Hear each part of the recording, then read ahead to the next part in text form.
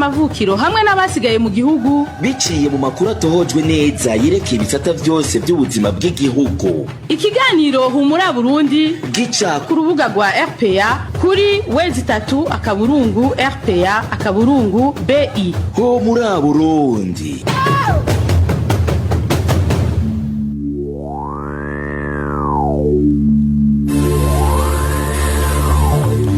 Ikaze kuri mwese muteze yompi, ikaze mukurikire amakuru mu Kirundi aca mu kiganiro Humura Burundi.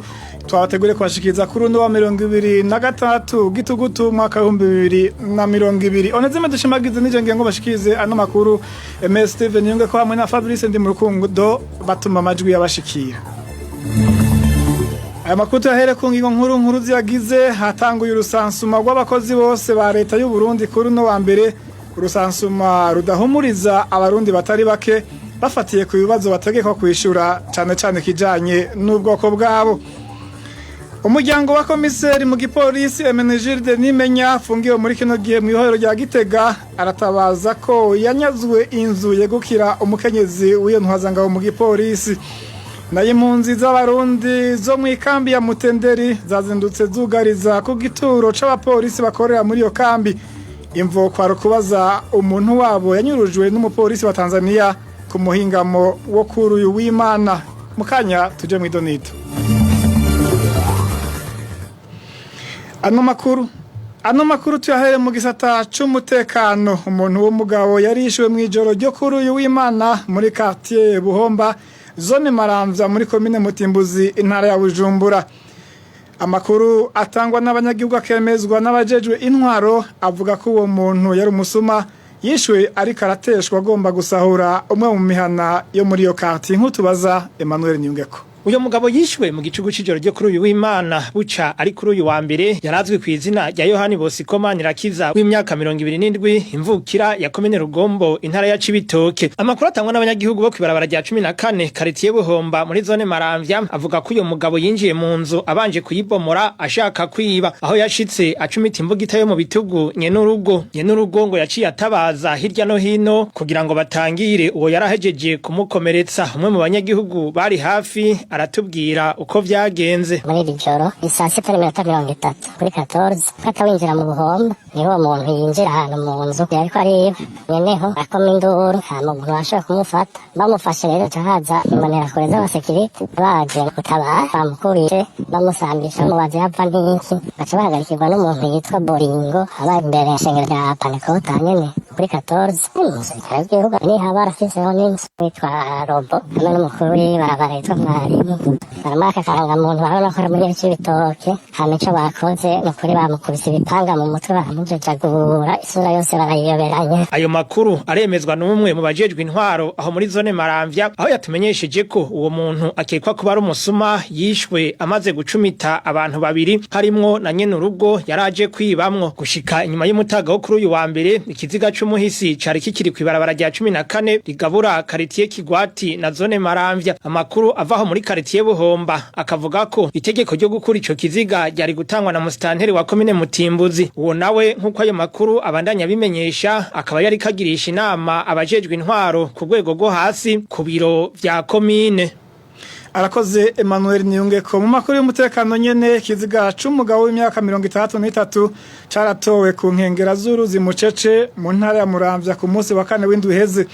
Hari haciye umunsi umwe uwo mugabo abuzwe irengero. Inkutubaza na Deje irakoze. Hakizimana Lieva niyo zina ry'uwo mutama w'imyaka 63 wo muri commune Muramvya yatowe yishwe ku nkengera z'uruzi Mucece hari kwigenekerezo rya 22 uku kwezi kwa Gitugutu. Yari yabanje kunyuruzwa kwa 21 Gitugutu uyu mwaka nkuko uyu munyagihugu avyigana. Uwo mutama ariko kwitaba Imana yari yitwa Hakizimana Lieva benshi bamuzi ku izina rya Yubino uwo ku musozi wa Gatwaro agacimbirira Rutobo komine Muramvya n'intara ya Muramvya. Yanyurujwe ku wa 3 itariki 21 z'ukwezi kw'icumi mu mwaka wa 2020 agiye guca imanza ku musozi nk'abandi bashingantahe. Nyuma barataha baje mu gatutu kwivuna umusase bugorovye, aho gutaha muhira yitaba umuntu yaramufitiye amahera yitwa Richard, ariko ijisho ryabaye ryo kuva ico gihe ntibongeye kumubona. bukeye bwaho niho yatogwa yamaze kugandagurwa nk'uko umunyagihugu abandanya vyigana urupfu rwatangaje abatari bake ngo kuko yarabanye neza n'abandi. Haize umunsi umwe kuwa kane bukeye bwaho bacamutora igihe cy'isaha 10 zo ku mugoroba bacamutora bamwishe ari kiziga ku nkengera z'uruzi rwitwa Mucece. Nta by'imigambwe yajamwo nta by'amatongo y'ingwana y'imiryango yararimo ni kuri yari umuntu ufite ikibano cyiza n'abandi. Rero abantu bose barashaka kumenya ikintu baba baramudidije bamenye n'abamwisha baribo. Amakuru dukura muri komine Muramvya amenyesha ko igipolisi catanguje amatohoza kugira hamenyekane abagandaguye umunyagihugu n'icatumye yicwa.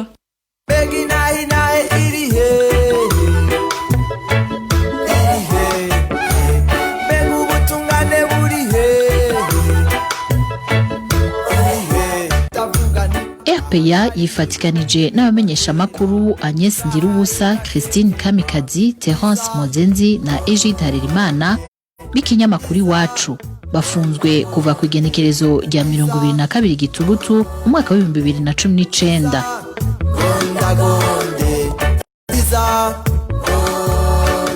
Nta kindi bazira atari kurangura umwuga wabo wo kumenyesha amakuru.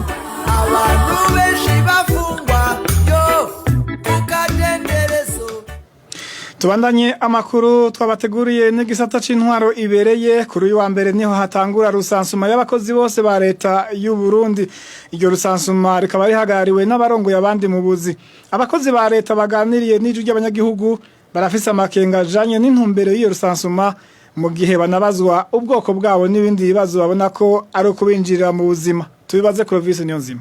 Kubuzi bumwe iyo rusansuma yatanguye kuva abakozi bashitse ku kazi nk'isaha imwe y'agatondo mu gihe ku bundi buzi gushika nk'isaha 4 itari bwatangure. Ibibazo byose hamwe batereza kwishura birenga 100. Muri ivyo harimo ibibazo abakozi ba leta basabwa kwishura ariko bakabona ko ico bigamije giteye amakenga canke kibangamiye agateka kazi na muntu. Muri ivyo bibazo banegura ni nko kubazwa ubwoko bw'umukozi wa leta wari wese, kumubaza sendika rimwe n'ibindi. Ibindi bibazo buri mukozi ategereza kwishura ko ni nk'amasezerano afitaniye na leta canke aho yatanguriye akazi n'ibindi. Abo bakozi babona ko byinshi mu byo babazwa biba biri mu madosiye yabo ari ku kazi. Gushika ubu nta ntumbero itomoye iramenyeshwa ico gikorwa. Mu bushikiranganje bujerwa abakozi ba leta bavuga ko bashaka kumenya gusa umwidondoro w'abakozi ba leta ngo kuko hari abahembwa badakora. Mu bakozi bamwe bo bibaza ko hoba hari ibindi vyinyegeje inyuma narejya ko mu mpera z'umwaka wa 2016 wahoze arongoye inama nkenguzamateka Reverien Ndikuriyo yigeze gusaba leta ko yokora rusansuma nk'iyo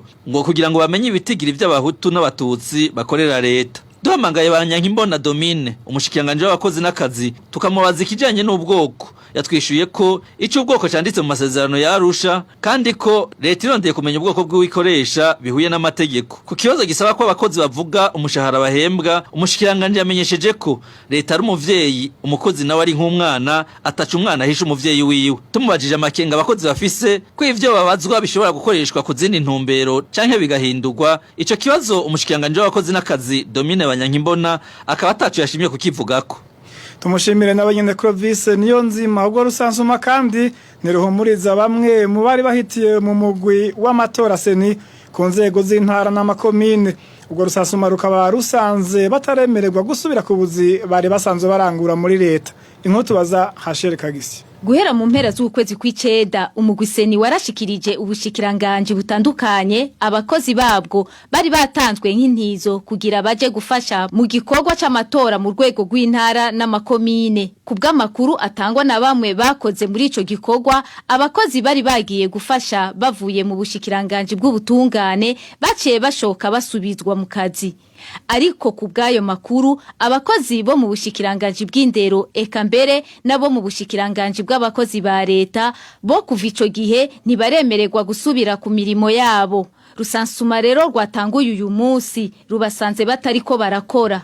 Bibatera makenga kuko kubgabo batabona iyo bazoheza bagaca baja mu gihe batazoba basansumwe nk'abandi. Kubgabo ugusubizwa mu mirimo n'uburenganzira bwabo. Uwo mugwi w'abakozi mbere bavuga ko nyabuna bategerezwa no guhembwa umushahara w'ukwezi kw'icumi. Domina Banyankimbona umushikiranganje w'abakozi ba leta arahumuriza abo bakozi bahora gufasha mu mugwi ujejwe gutunganya amatora. Kubwiyiwe ntibosimbwa n'umutima ikibazo cabo avuga ko kizwi kandi bariko bagikorerako.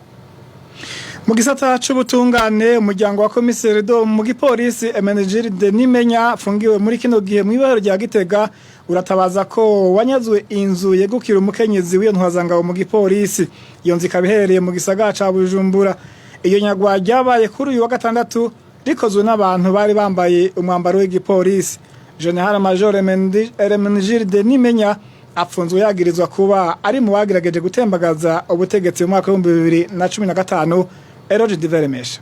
Iyo nzu yegukira umukenyezi wa commissaire de police Emenegilde Nimenya yafashwe n'abantu bambaye umwambaro w'igipolisi iherereye muri quartier Sororezo. Inzu yari imaze amezi 3 uyirimwo iri kirasubirwamwo. Abo bantu bari bane ngo babanje kwinjira mu nzu barasaka hose ariko naco bahatoye. Kuva kuri uyu w'Imana ibamwe abantu batazwi warayiraririye azwi ku izina rya Remi na wafungiwe mu gasho ka zone Musaga. Mbere yaho ku munsi wa gatanu amasoko ya RPA amenyesha ko hari umugwi w'abantu bambaye igipolisi nyene bari bafashe iyindi nzu y'uwo muryango nyene yanditse ariko kuri commissaire de police Nimenya Emenegilde. Iyo nayiherereye muri quartier Kinanira ya kabiri. Nayo nyene yari iraririwe n'umunyezamu yitwa Olivier Fadikanya. Nuwo bamwatse ifunguruzo baciye baja kumufungira mu gasho ka zone Musaga. Bose uko ari babiri akaba ariho bafungiwe. Commissaire Emenegilde Nimenya ari mu bagiriwe n'icaha cyo kugerageza gutembagaza ubutegetsi mu mwaka wa 2015 yaciriwe umunyororo wo guherayo. Mu mwaka wa 2019 iyo ntwazangabo mu gipolisi yarateye igikumu ku rwandiko rw'ubutungane rumumenyesha ko bagiye gufata iyo nzu yo muri Kinanira ya kabiri, ariko abo bayifashe ntibakurikije amategeko abitunganya. Nta mucamanza nta ujejwe intwaro canke wo muryango wa commissaire de police Nimenya yarahari igihe abo bapolisi baja gufata iyo nzu. Iyo nzu iherereye muri quartier Sororezo yanditswe ku izina rya Nini Nahazwe Christine, umukenyezi w'intwazangabo Nimenya nkuko bigaragara ku mpapuro z'iyo nzu zatanzwe mu mwaka wa 2012. Uyo muryango umenyesha yuko uri kurarenganywa. Usaba ubutungane cyane cyane umushikiriza manza mukuru wa Republika Nyandwi Sylvestre yuko yotohoza kuri abo bantu bivugwa ko ari abakozi bo mwiperereza ico baba bagamije mu kwiha ku nguvu ivyo muryango hahonyanzwe amategeko. Kuri ivyo RPA yagerageje kurondera Nyandwi Sylvestre umushikiriza manza mukuru wa Republika, ariko telefone we yarizimije. Twagerageje no kurondera umushikiranganje w'ubutungane Janine Nibizi na wenyene telefone yiwe yarizimije. Arakoze Eroge Diveremesha. Mu gisata c'agatekazi na muntu leta y'u Burundi nijeje gufungurira abanyororo kandi ikabafungurira ibikwiye. Kudakora ivyo rero ngibirenza amategeko n'amasezerano mpuzamakungu y'agatekazi na muntu. Bivugwa na Leon Hakiruta ajeje gukurikiranira hafi ivy'amabohero mwishirahamwe ihamwe y'agatekazi na muntu n'akabanyororo APRODH. Ivyo akaba bishikirije nyuma yaho hibonekeje ikena ry'ibifungurwa mu mabohero yo mu Burundi, aho hari imbere bamwe bamaze gufatwa n'isari muri ayo mabohero. Kurikira rero Ntakiruta akorera APRODH. Muri ibihe hagize iminsi hibonekeza ubukene bw'ifungurwa mu mabohero y'u Burundi, rero no kuraba ibintu hanini biva ko ubwa mbere nambe bishobora kuba biva ku gitigiri c'abanyororo cabaye cinshi cyane gose mu mabohero. Uziye ko guhera kuri 2015 hibonekeje igwirirana ry'abanyororo mu mabohero atandukanye, bigatuma amabohero arengerwa kuko ubushobozi bwo kwakira ari bukeyi cyane gose. Ikindi gikurikira bishobora kuba biva ko bashobora kubakoresha kutagaburira abanyororo nk'igihano, ariko rero ico nagomba kwibutsa nuko ubwa mbere na mbere iyo umuntu apfunzwe leta ariyo itegerezwa kumugaburira, kandi ntibamugaburira uko ari kose bategeza kumuha ibyo kurya bikwiye kandi birimo n'ivyankenerwa. Nimba rero leta y'u Burundi ibona yuko abanyororo bayimurengera hama ntibabagaburire, tegerezwa guca baraba ukuntu bakora igishoboka cose kugira ngo abo bantu bakugwe mu mabohero. Nimba rero leta naho itagaburira abanyororo nk'igihano, nagomba kwibutsa yuko umushikiranganje w'ubutungane kone bajeje gutunganya ivy'amabohero yuko ibintu nk'ivyo bihanwa n'amategeko. Iyo utari kuragaburira umuntu kugira ngo umuhane umuhashe no kurenga amategeko no kuhohotera ikiremwa muntu, ivyo navyo bikaba binyuranye n'amategeko mpuzamakungu u Burundi bashize ko umukono. Aha twovuga Declaration Universelle des Droits de l'Homme n'andi mategeko nk'amategeko mpuzamakungu ajejwe kugwanya ihohoterwa rya kiremwa muntu. Ivyo rero bakamenya yuko ejo canke hirya y'ejo abantu bariko barakora ibintu nk'ivyo bazobihanirwa. Ibiganiro vya RPA mu bisanga ku mbuga ngurukanabumenyi zitandukanye: Facebook, YouTube, Twitter no kuri website @RPA_BI. Ano makuru tuyabandanirize mu gisata c'amagara y'abantu aho ku matabi akorerwa mu Burundi atanyigisho ziriko zerekana ingaruka mbi ziva ku kurinywa. Vyongeye amwe muri ayo matabi ariko amafoto amenyekanisha neza ico kidandazwa c'itabi. Ivyo bikaba biteye kubiri n'amasezerano y'ishiramwe mpuzamakungu gitaho amagara y'abantu OMS ajanye no kurwanya itabi. Amasezerano Burundi bwateye ku mukono mbere bukemeza kuyashira mu ngiro. Innocent Valentin Singirankabo.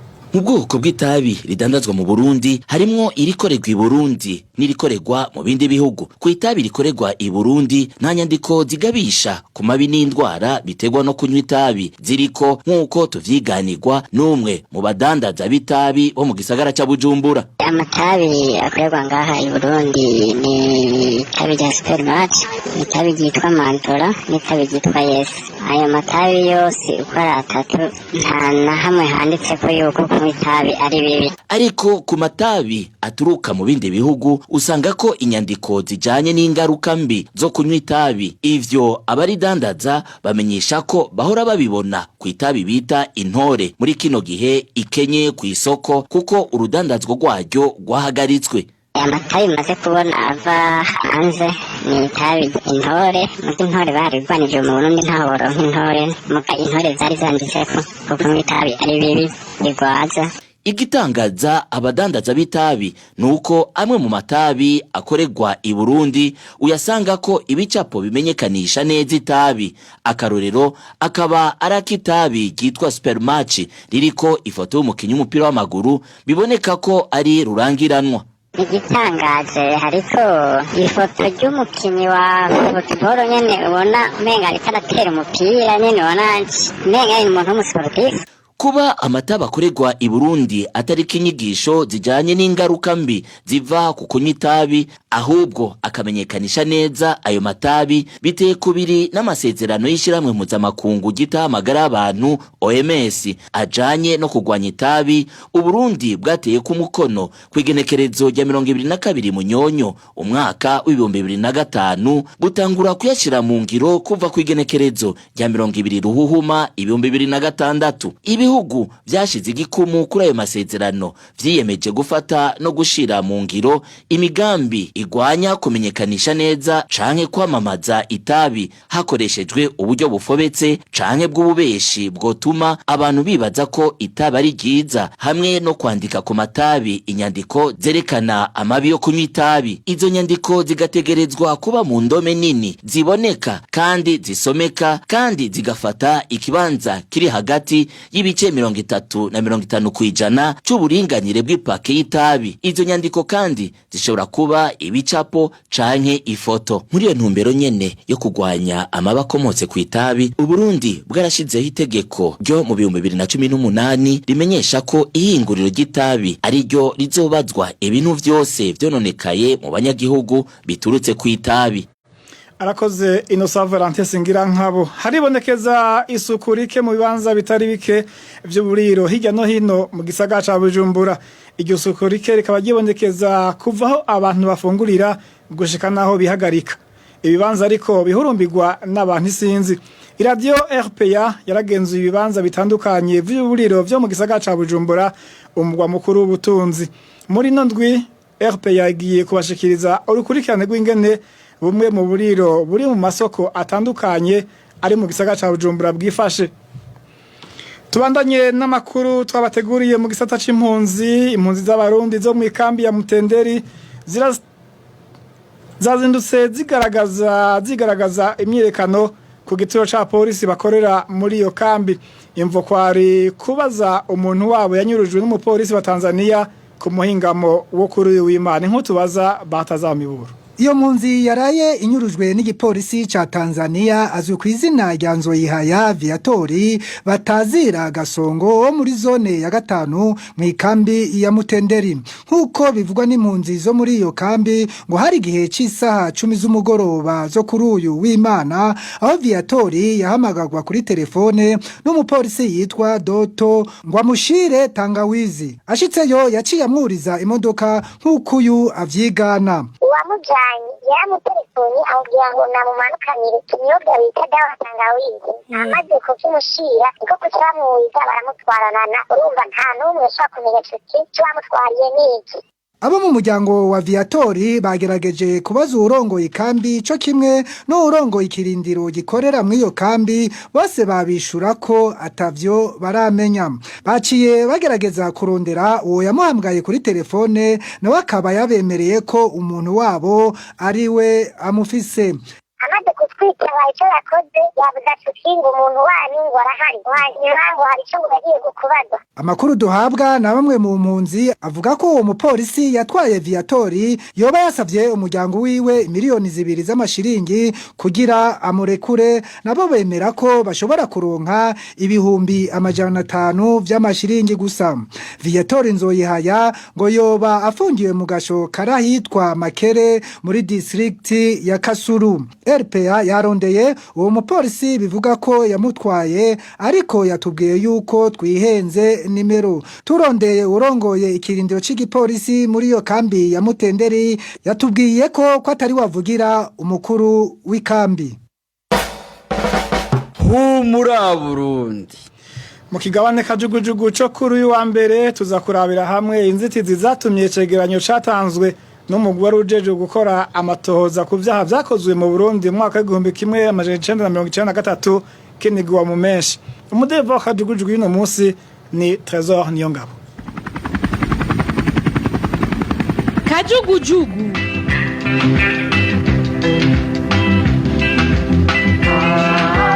Kajugujugu ni kiganiro kidusesangurira ibijanye n'ibihe bikomeye biranga ubuzima bw'igihugu. Jambo ukuri arangwa n'urucumu. Ikiganiro Kajugujugu giha ijambo imboneza abanyepolitike abahurikiye mu mashirahamwe adaharanira ibyicaro vya politike, amashirahamwe y'abakenyezi, amashirahamwe y'ugwaruka, eka n'uwo wese yifuza guterera umuganda mu buzima bw'igihugu. Umugambo w'ukuri arangwa n'umutima. Ikiganiro Kajugujugu mugishikirizwa ku misi yose ya mbere n'abamenyesha makuru ba Radio Publique Africaine ijwi ry'abanyagihugu.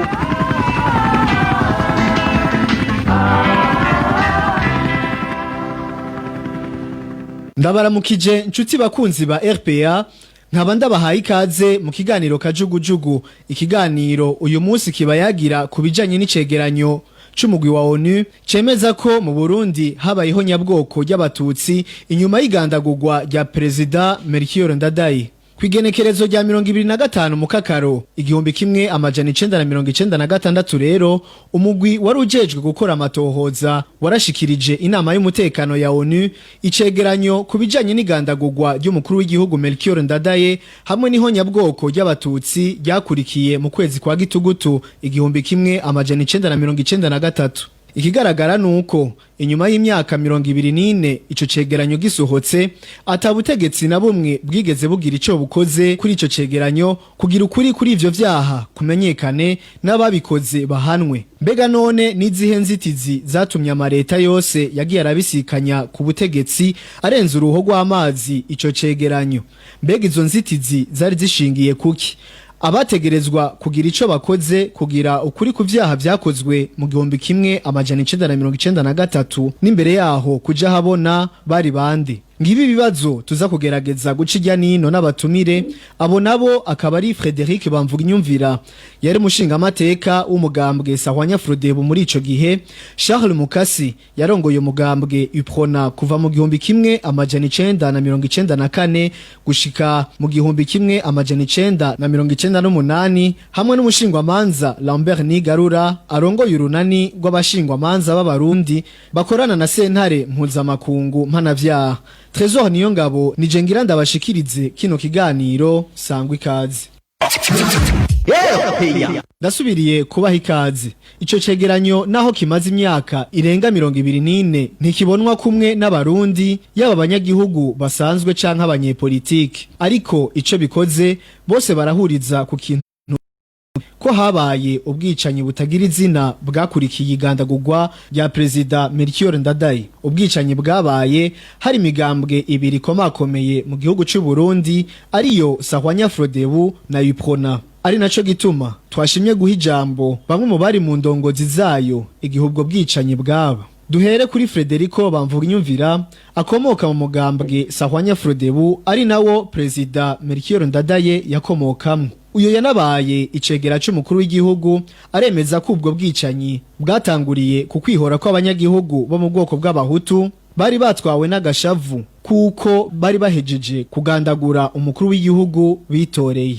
Aha aranavuga n'inzitizi zatumye intwaro zagiye zirakurikira zidashobora gushira habona ayo mabi n'abayakoze. Iyo raporo Nations Unies yashitse mu gihugu c'u Burundi nko mu kwezi k'umunani 1996. Ico gihe buyo yareje kugira kudeta abafrodebu bakuru benshi bari bahungiye muri ambassade y'Ubudagi. President Ntibantunganya Silvestre yari yahungiye mu buserukizi bwa Amerika. Ico gihe rero turabisoma turabona amahinya atari make, ariko ntiwari umwanya wo tugira ico tubivuga ko nta nico byari bimaze, kuko baca bavuga bati barimwo barigovyora, barimwo bariregura. Gusa ico umuntu ari bivuge ko uje kugira enquête mu Burundi mu 1994 1995 kwari nko gusa nuko bigoye kumenya ukuri, kubera ko mu gihugu hagati hari intambara nyinshi. Umurwi witwaza ibigwanisho wari muravuka mu Kamenge 1995 wari muragenda hagati mu gihugu. Ubwicanyi bwari bwinshi bugirwa n'abasoda n'ugwaruka rw'abasanze sheke rw'abatutsi. Hanyuma mu bihugu hagati naho hakabaho abo bantu bitwaje ibigwanisho b'abahutu imigwaruka. Ntivyari vyoroshe. Duheza twumvikana nyene twoshinga leta n'ingene twoja mu namashinga amateka duhurikiyemwo abavuye mu matora, abatsinzwe mu matora, kugira ngo mureko hoza amahoro. Kuva 1998 gushika mu 2001 n'umwanya twagenda mu gihugu guhumuriza abantu, kuko abantu imitima yari yaramaze guhubana. Mugabo kuva 2005 gushika mu 2020 yari intwaro yitwa ko yavuye mu banyagihugu, bafise igisirikare, igipolisi, eka no gushigikirwa mu makungu. Aba nibo bari kubiza ko babikoze. Mugabo abana b'ikibazo nuko abasoda benshi muri bo n'abantu bahunze 1993, hashobora kubamwe bahunze atacu bagirizwa, bahunze bamaze kwica abantu hagati mu gihugu. Hari abantu abafrodebu bavuga bati twebwe batwica umuntu ako baza kudusanga ku mihana kandi ngo batwice nk'indwi na kabiri, oya ntibishoboka. Ariko mu nyuma abo bishe abasoda bamaze gushika mu gihugu barisha abo bishe, abatishwe barapfungwa, hanyuma abandi nabo barahunze. Nabo usanga ro bari mu nzego zitandukanye z'igihugu. Abo ro kugira ngo zubatore bari mu nzego z'igihugu biragorana. Nico gituma turiko turiga itegeko rigenga amatora ryo mu mwaka wa 2010. Twavuze yuko hobamwo ingingo yemeza ko hoba ugutohoza ku byaha byabaye, mbere hakaba na sentare mpanavyaha igihe basanze warakoze amabi uri mu nzego bagaca bagukuramwo. Ariko iyo ngingo ntikiriho. Naco gituma nibaza nti CNDD-FDD irabigira uyu munsi kugira ngo irabe ingene yikingira. Karori Mukasi yari arongoye umugambwe Uprona ico gihe, wavuga ko ako gashavu kabaye icitwazo kubera ko afatiye ku buryo ubwo bwicanyi bwashizwe mu ngiro byaboneka ko bwari bwaramaze gutegurwa. Nayo kubijanye n'icoba catumye icegeranyo ca ONU kivuga ku ihonyabwoko ryakorewe abatutsi mu 1993 kidahabwa agaciro, amenyesha ko vyose vyapfiriye Arusha kuko ubutungane bwahavuye busubirizwa ibiganiro. Ikiganiro cyarabaye baravuga ko habaye ihonyabwoko ryabigena kugeza n'abanyintwara yabo kuva rwego rwo hejuru gushika ku rwo hasi. Urumva rero kubera bibaza mu bintu bya negociation bavuga ati bagira kuvuga genocide kuko ibiganiro ntibyo babikibaye. Ayo bavuze ngo negociation zohagarara zitaranatangura, urumva bashyira imbere ibiganiro aho gushyira imbere ubutungane. Iyo raporo ikurikiranwa kubera atareta nta bishyuza ari urubanza rw'iyo raporo urubarizi Arusha araruhiye n'abavuga ngo ntibyabaye. Hawimenya igihugu biganiriho kandi byivuga n'ibyo ngo bari bavuze ko bazobivuga mbere ya Arusha. Aho kumbere ntitubahuriye cyane kubera yuko nibaza ko kugira ngo bace urubanza rw'umuntu yapfuye kurinda kuja mu biganiro. Turaca urubanza utaravuga ngo motif bitine itatumye umuntu yicwa urubanza ntirubarobahe ibindi bishobora kuba ari politiki twabiganira ndetse yapfuye ajya abantu bareke kwagiriza abana bari mu nda bya nyina ko aribo bishinga urubanza hageze sentare mpuzamakungu mirazo yuko abantu boja aho n'abakemanga byakozwe n'ababikoze akanavuga rero cyane cyane n'izina barabikoze nayo bigeze kuza baravuga ngo yari defense ya demokarasi no kubera ngo yari yapfuye bijya bikora ayo masezerano yarusha rero naho asa n'ayanigiye mu menshi ico cegeranyo niyo yategerezwa gushiraho umugwi mpuzamakungu ujeje gukora amatohoza ku mabi yabaye mu Burundi kuva Uburundi bwikukira ibitahavuye navyo nyene bikogwa kubera ko abikurikiranije ku butegetsi batinya ko intahe ibakubita mu gahanga kubera uruhara bagize muri ayo mabi kugira ngo ivyo byose ntibishoboke bipfa ku biri muri ico cegeranyo kuko ico cegeranyo kiradoma ku rutoki kirerekana uruhara rwa bamwe n'abandi mu bategetsi bari ico gihe n'ababasuriye aho naho muca mwumva yuko iminsi yose kwisonga ry'igihugu hazoba hari abantu bafise ico bagirizwa nta butungane buzigira buba nta biri mu vyegeranyo mpuzamakungu nk'ibi bishobora kuja habona kugira ngo sentare mpuzamakungu mpanavyaha ishingwe mu gihugu nuko ico gihugu kiba cabisavye ni igihe hasinywa amasezerano y'Arusha nko mu gice ca kabiri c'ayo masezerano ingingo ya 6 agace kayo k'10 kamenyesha neza yuko bisabwe na leta mfata kibanza umugwi wa ONU ujejwe inama nkuru yabonejejwe mu n'umutekano kw'isi yatezwa guca ishinga uwundi mugwi mpuzamakungu ujejwe kugira amatohoza ku vyaha vy'ihonyabwoko ivyaha vyo mu ntambara n'ivyaha vy'akomerabunwa kuva Uburundi bucikukira gushika umunsi ayo masezerano ashigwako umukono mu gace kandi k'iyo ngingo ya 6 agace karamenyesha yuko mugwi uheze ukifashisha ibindi vyegeranyo vyawubanjirije iyo ngingo igaca isaba yuko leta yacisaba uwo mugwi wa iyo nama nkuru yabone gushinga sentare mpuzamakungu kugira ishobore gukurikirana abakoze ivyo vyaha n'ivyo rero ntivyahavuye biba kumva twibaza yuko zijanye n'uruhara rugaragara muri ico cegeranyo rwa bamwe n'abandi mu bari kwisonga ry'igihugu batari gushobora gutuma ko sentare iheze ikabakurikira nabo nyene muti mbega none ko ivyemezo vyose vy'uko ayo mabi atandukanye avugwa muri ico cegeranyo yakozwe koko icari gikwiye gukogwa kugira ngo ukuri kuja habona coba ari giki aha Frederic Bamvuga inyumvira aratanga inyishu nibazana amahoro abantu batahe hanyuma habo umwidegemvyo barondera baburanira gutyo avuge bati twebwe nta cabuze kugira ngo dushobore gukurikirana urubanza rwacu tuvuge nyene byabaye dushira kukuri kwacu habona kwigwe kumwe n'ukundi kuri haboneke ukuri nyako President Ndadaye si umuntu yamurashe yinyegeje yaratowe mu ngori we baramujana mu ikambi kumukingira harabagagwe ngo kabasoda bagumutse ariko kari kurusha bari gushobora kugasanzaza iyo babishaka umukuru w'intwara miheto President ntashobora gupfa n'abakiri ngaho ntibibaho ukundi kuri kw'abantu bisha abandi naho bashizeho CVR bona ko bagerageje kuyipfunyapfunya kugira ngo bemere nk'iko isanamu yabo bashaka imera ugatusanga rero byungukirabo ntibyungukira abarundi benshi barondera gutombereza ku neza y'amoko yabo ugasanga bibyara izindi nduru rero icokorwa ni tworonka gute ubutegetsi bwitwararika akazoza k'abarundi bwiga ibibazo byabaye buzana amahoro hama bakamurikira abarundi bakamenya neza ibyabaye tutavuze ngo tukubitire ku buhomba twicene tumenye ibyabaye bwa mbere ho hanyuma icokozwa abo yagirijwe co namenyekana no mugabo ukuri kukamenyekana kuko burya no kumenyekana kuri inkozi y'ikibi kandi wakoze nabi uravuga uti jewe ibintu narabikoze kandi mu mbabarire nari nimfitiye intumbero sinashaka ibi ari naho byagenze uko nifuza ibi nayo ubundi hoho ibimpingira cari ndende ndavyaho ibintu bigeze n'uyu munsi ntiturakabivamo eka na Karori Mukasi aratanga nawe nyene intererano y'icokogwa kugira ngo habone ku muti kubwiwe abarundi bari bakwiye kuvugana ukuri nyako bakareka guhengamira ku bwoko barimwo mukuru w'igihugu yari uwo barundi nibatubwirwa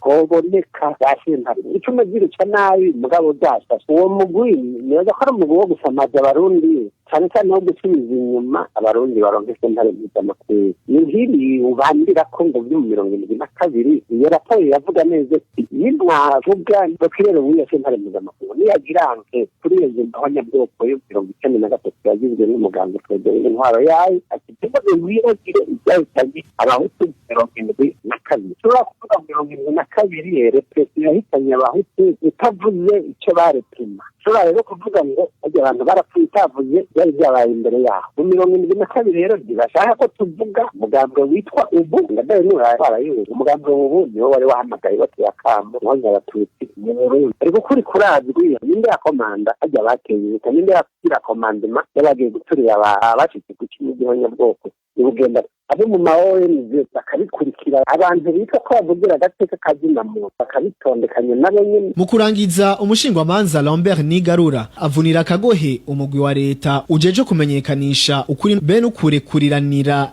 severe mu mfunyapfunyo kugendera akarangamutima katumye ushigwaho aho kujyanisha abonse rimwe. Icyo abantu bomenya nuko uwo mugwi nyene ufise inkomoko kuri ayo masezerano yarusha ariko uravye ingena uwo mugwi wubatse ukaraba amategeko ukorerako ukaraba n'ivyo ukora ku rubuga n'umugwi ubona yuko ufise intumbero yo guhubisha kahise ufise intumbero y'ukwegeka icaha ku mugwi kanaka umwe w'abarundi ubundi nawo ube umugwi w'abarundi bera binzira karengane.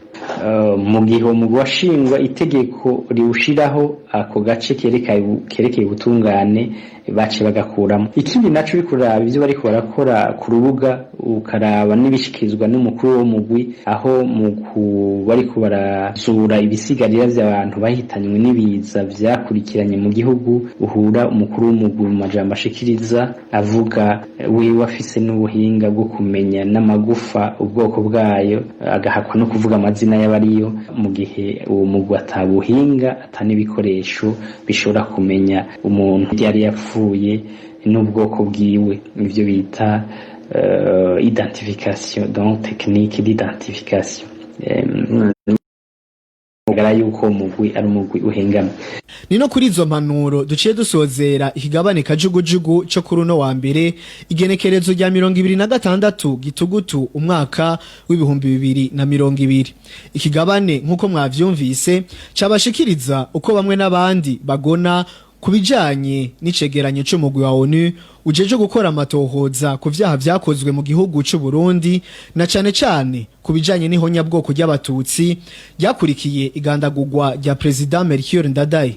Mwakoze mwese mwaduteza abiri bakoze na bano batumire bacu badufashije gutahura uko izo ndyane zatanguye n'ingene ugutunganiriza abo zakoze ko vyagiye biranigirwa mu menshi. Trésor niyo ngabo mwari kumwe kuri micro nkaba ndabikebanuye ndanabipfuriza kuroranirwa mu banyu no mu vyanyu naho butaha. Cyari kiganiro kajugujugu. Tuzosubira ku munsi wa mbere nk'aya mango.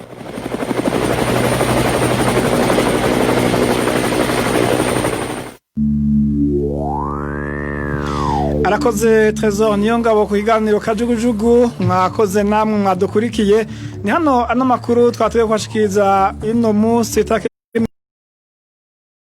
agarukiye shimire kandi bagenzanje MSTV nyunge kwa mwe na Fabrice ndi mu rukundo batumye mudukurikira atankomanzi Onésime DUSHIMAGIZE nabashikirije ndabaseze ndeyifuriza kororaniko